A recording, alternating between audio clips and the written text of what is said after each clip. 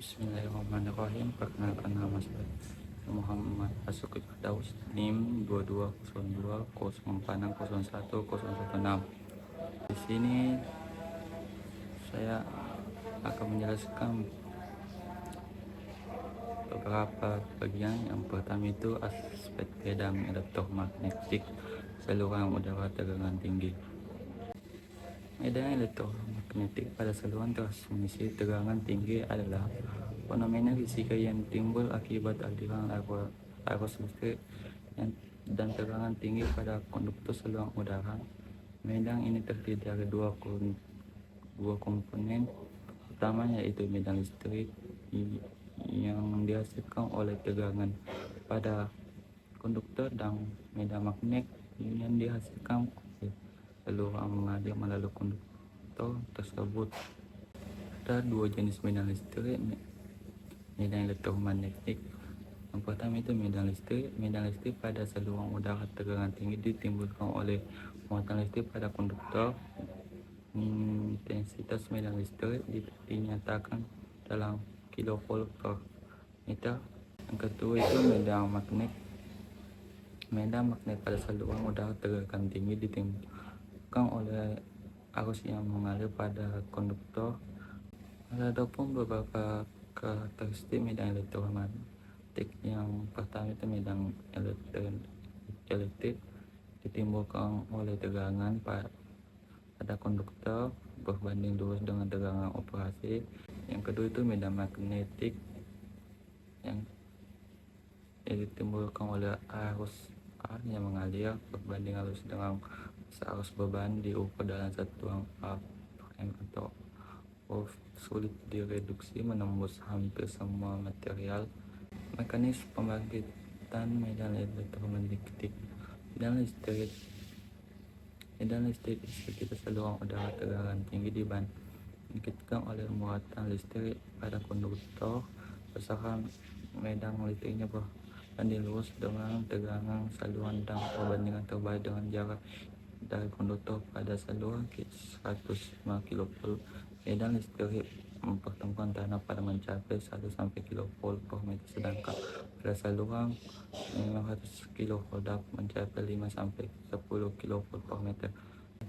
Medan elektromagnetik di sekitar konduktor saluran udara tegangan tinggi terdiri dari medan listrik dan medan magnet. Medan listrik dihasilkan oleh muatan listrik pada konduktor, sedangkan medan magnet dihasilkan oleh arus yang mengalir. Intensitas medan listrik di sekitar konduktor bergantung pada tegangan operasi. Dampak medan elektromagnetik. Yang pertama itu dampak kesehatan. Paparan medan elektromagnetik dari saluran udara tegangan tinggi dapat menimbulkan risiko kesehatan. Studi menunjukkan potensi hubungan antara paparan EEG jangka panjang dengan leukemia pada anak, gangguan sistem saraf. Yang kedua itu dampak lingkungan. Medan elektromagnetik dari sud atau sulit berdampak pada lingkungan sekitar. Gangguan pada ekosistem meliputi disintegrasi buruk dari lebah akibat interferensi medan magnetik bumi, pertumbuhan tanaman yang terhambat di bawah jalur transmisi. Standar keamanan medan EM. Batas paparan medan elektromagnetik. WHO dan ICRI menetapkan batas aman medan listrik untuk tegangan tinggi sebesar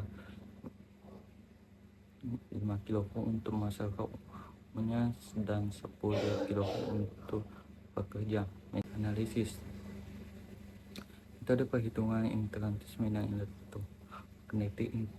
Intensitas medan listrik di sekitar saluran udara tegangan tinggi dihitung menggunakan metode gambar cermin. Distribusi medan elektronik pada saluran udara tegangan tinggi dipengaruhi oleh konfigurasi geometri konduktor. Konfigurasi horizontal, vertikal, dan segitiga menghasilkan pola distribusi medan yang berbeda. Faktor ketinggian konduktor, jarak antar fasa, dan jarak antar sangat menentukan intensitas medan di permukaan tanah. Teknik mitigasi medan elektromagnetik. Yang pertama itu mitigasi aktif. Yang pertama, gawat tanah, mengurangi medan listrik di permukaan tanah. Yang kedua itu pengaturan fase, konfigurasi fase perlawanan pada saluran ganda untuk saling meniadakan medan. Yang ketiga itu meningkatkan ketinggian menara, menambah jarak konduktor ke tanah. Yang keempat itu transposisi konduktor, menyiapkan distribusi medan magnet sepanjang saluran. Mitigasi pasif. Yang pertama itu perisai magnetik, penggunaan material granit untuk menyerap medan magnet.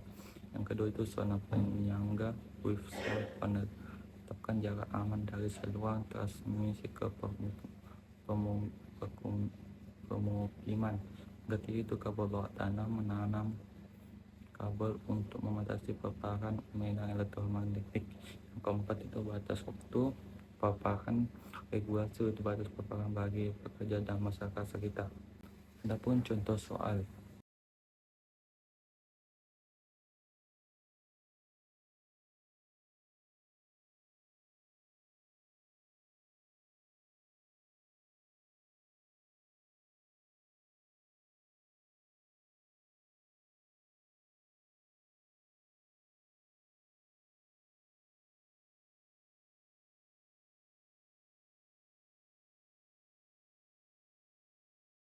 Bagian B, komputasi pada saluran transmisi.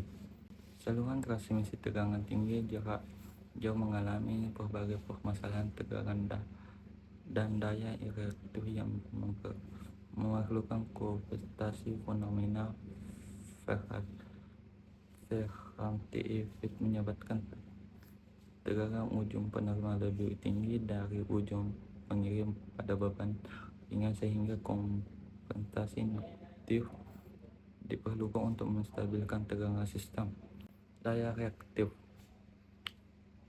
Daya reaktif adalah daya yang dibutuhkan untuk membangun dan mempertahankan medan elektromagnetik pada komponen induktif dan kapasitas dalam sistem tegangan listrik. Daya reaktif diukur dalam satuan Farad. Pengaruh daya reaktif pada transmisi. Kekurangan daya reaktif menyebabkan tegangan turun, sedangkan kelebihannya daya reaktif menyebabkan tegangan naik. Perbandingan kompensasi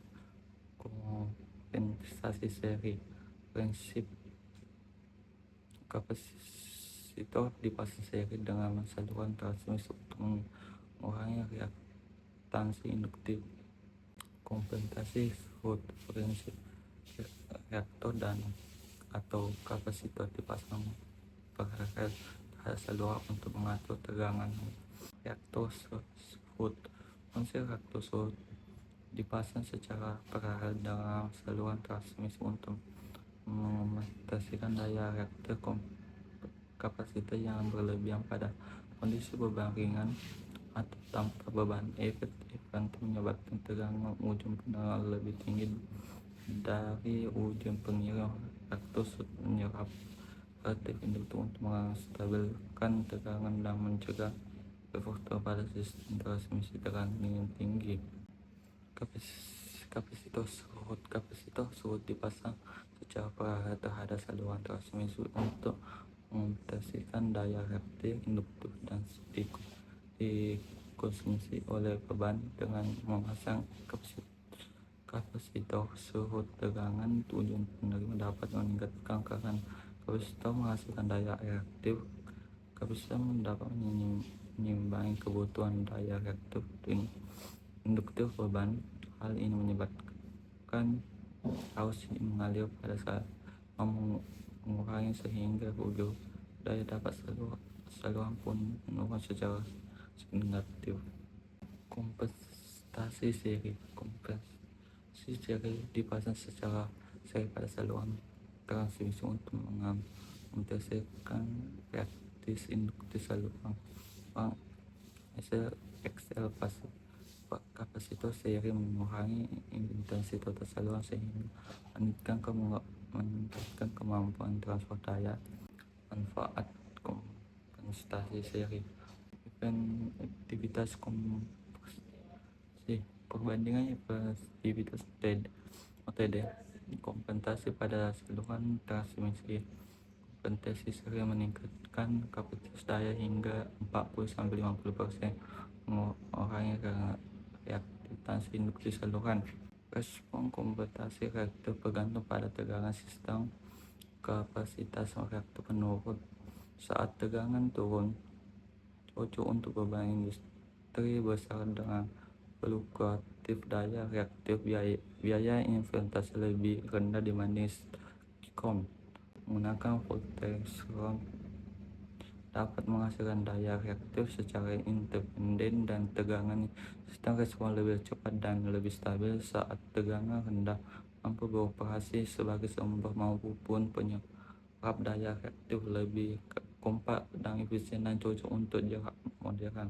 Perangkat superbasis teristor yang mengatur tegangan bus yang dengan menyuntikkan atau menyerap daya reaktif secara cepat dari TCR dan TSC. Itu respon sangat cepat. Regulasi tegangan dengan kompensasi. Regulasi tegangan adalah kemampuan sistem transmisi untuk mempertahankan tegangan pada ujung penerima agar tetap stabil. Pada saluran transmisi panjang, tegangan dapat berfluktuasi akibat beban yang berubah. Kompensasi reaktif digunakan untuk memperbaiki profil tegangan sepanjang saluran untuk menginjeksikan atau penyebab daya reaktif sesuai kebutuhan beban. Kompensasi saluran transmisi. Bagian pertama itu tingkat stabilitas sistem. Kompensasi pada saluran transmisi bertujuan untuk meningkatkan stabilitas sistem tenaga listrik. Kompensasi seri mengurangi reaktif saluran sehingga batas daya maksimum meningkat. Bagian kedua itu kompensasi.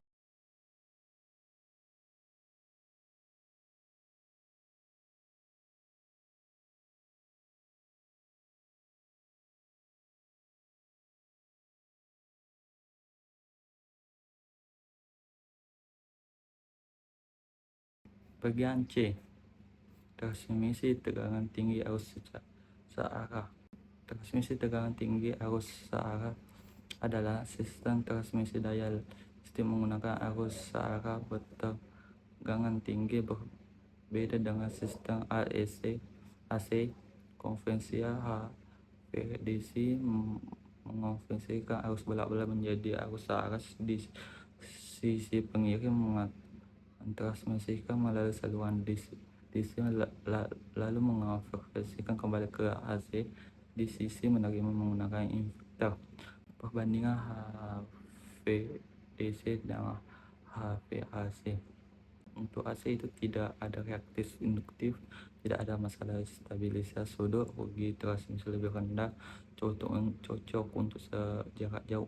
Untuk AC itu lebih sederhana, transformator mudah menaikkan atau menurunkan tegangan, lebih mudah diinterkoneksi ke jaringan. Biar ungguan teknisi DC, tidak ada batas jarak kritis.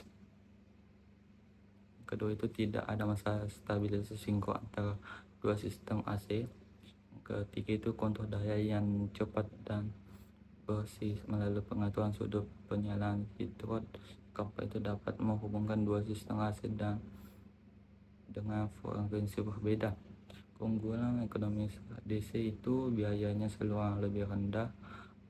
Yang kedua itu hanya 2 konduktor dibanding 3 konduktor AC. Yang kedua itu rugi transmisi lebih kecil karena tidak ada rugi reaktif. Yang ketiga itu event lebih ekonomis untuk jarak 600 km atau 50 km kabel di bawah laut. 4 itu tidak memerlukan kapasitas dan kompensasi sepanjang saluran transmisi. Kompetensi stetoskop konver HDC. Komponen utama beroperasi yang berfungsi mengubah arus AC menjadi DC atau DC menjadi AC. Volt tersusun dalam konvensional jembatan 6 volts atau 12 volts untuk mengurangi hubungan dan meningkatkan efisiensi konversi daya pada tegangan tinggi. Reaktivitas adalah komponen utama dalam sistem HVDC yang berfungsi mengubah arus bolak-balik menjadi arus searah pada sistem VHS modern. Reaktif menggunakan yang disusun dalam konversi jembatan 2 volts untuk mengurangi emosional. Proses konversi terjadi melalui konversi itu secara berurutan sesuai urutan fase dengan AC. Sudut menyala dikendalikan untuk mengatur besarnya tegangan DC. Keluaran reaktif. Operasi inverter pada HVDC. Inverter adalah komponen utama dalam sistem HVDC yang berfungsi mengubah arus searah DC kembali menjadi arus bolak-balik atau AC di sisi penerima. Inverter bekerja dengan menggunakan kontrol secara positif untuk menghasilkan tegangan AC dengan frekuensi dan fase yang sesuai dengan jaringan penerima. Sudut penyalaan Fred pada inverter diatur lebih besar dari 90 derajat agar proses konversi berjalan dengan baik. LCC HFDC menggunakan trans sebagai skala daya, memperlukan sumber daya tegangan AC eksternal efisiensi tinggi loss 0,7% per konverter, kapasitas daya besar hingga 80 W. Biaya integrasi lebih rendah, tidak dapat mengatur daya reaktif secara mandiri, cocok untuk transmisi jarak sangat jauh. FSC HFDC menggunakan IGBT sebagai skala daya, dapat beroperasi tanpa sumber AC internal. Kontrol daya aktif dan reaktif independen, kapasitas daya lebih kecil hingga 2000 mW, loss lebih tinggi 1,6% per konverter. Jadi untuk koneksi jaringan lemah atau pulau mendukung sistem multi terminal HFS. Konfigurasi monopolar. Sistem monopolar menggunakan satuan konduktor bertegangan tinggi dengan jalur baik melalui tanah atau laut, terdiri dari saluran terminal. Faktor pasif atau negatif digunakan pada kapasitas daya rendah sehingga menengah sehingga 1900 mW. Keunggulan biaya instalasi rendah, cocok untuk transmisi bawah laut jarak jauh. Kelemahan mengganggu korosif akibat arus tanah. Aplikasi HP di seluruh dunia. Distro pengguna sistem harus secara global menunjukkan pertumbuhan signifikan proyek di Indonesia. Proyek HVDC Sumatera Jawa merencanakan introduksi di bawah laut antara Sumatera dan Jawa untuk mentransmisikan daya dari pembangkit besar dari Sumatera, PLTU, PLTA, dan energi terbarukan. Adapun contoh soal.